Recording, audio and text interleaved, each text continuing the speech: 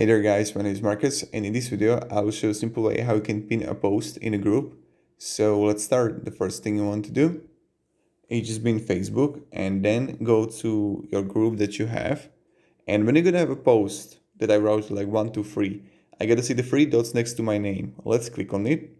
And right here you can see mark as announcement. You need to click on it. And when I'm going to click on it, when I'm going to click again 3 dots, I'll see it here. This post will appear at the top of your announcement section and be the top. And right now it's going to be always on top. So it first needs to be announcement and then you can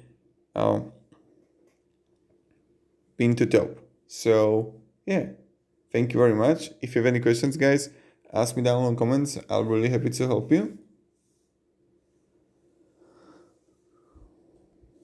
And have a great day and goodbye.